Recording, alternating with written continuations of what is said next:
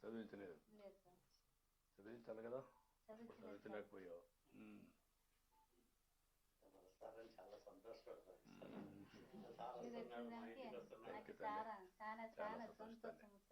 Thank you తల్లి.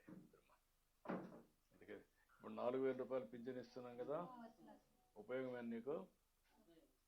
ఎట్లా ఉపయోగం అవును చెప్పని, నీకు నీ అభిప్రాయం ఏంటి? ఒకప్పటి నుంచి 3,000 నుంచి 4,000 ఇచ్చామమ్మా. ఒకప్పుడు నేనే ఉన్నప్పుడు 200 నుంచి 2,000 చేశాను. మళ్ళీ ఇప్పుడు 3,000 నుంచి 4,000 చేశాను. నీకు దీనివల్ల ఎంతవరకు వెసులుబాటు వస్తూ ఉంది?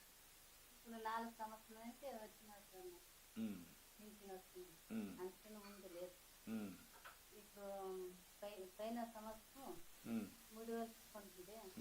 ఇప్పుడు నువ్వు వచ్చినాక 4,000 రూపాయలు.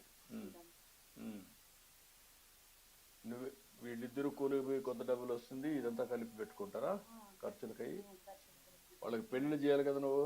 చేయాలి సార్. మరి పెళ్లి చేయను నాకు ఇల్లు కావాలని ఉగాయకుంటారు. ఇద్దరు అడుగుతున్నారు సార్.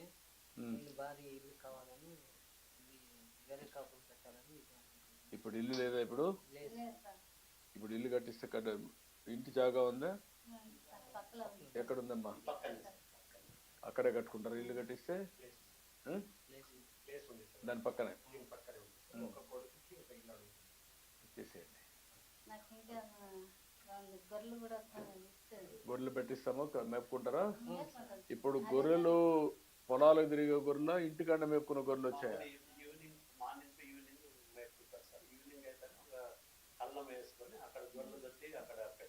అది చేస్తారు. అది కాదు, ఇప్పుడు కొత్తగా వచ్చాయి కదా, అవి రాలేదా?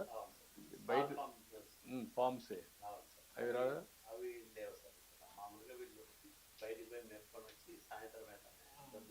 అంటే ఇక్కడ గడ్డి కూడా ఉంటుంది కాబట్టి ఆ ఫామ్స్ మీకు ఐడియా ఉందా?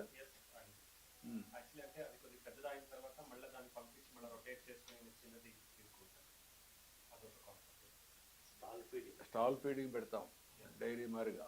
ఒకప్పుడు కోళ్ళు తిరుగుతూ ఉండేటివి, తర్వాత కోళ్ళ ఫార్మ్స్ వచ్చాయి, తర్వాత ఆవులు తిరుగుతూ ఉండేటివి, ఇప్పుడు ఆవులు ఇంటి దగ్గర పెట్టుకునే పరిస్థితి వచ్చాం. అదే మాదిరిగా ఇప్పుడు ఇవి కూడా, గొర్రెలు కూడా ఇంటికాడనే ఉంటాయి, పోటేళ్ళు అవన్నీ. దాని మీదనే ఆదాయం వస్తుంది. ముందు గొర్రెలు పట్టించండి, ఒక యూనిట్ నేను మాట్లాడుతాను, 2 శాంక్షన్ చేయండి. నేను చేపిస్తాను లేవా తల్లి, తీసుకో రాయా. నువ్వేనా ఇక్కడ ఏంటి నువ్వు డిస్గ్రేషన్ అంటే?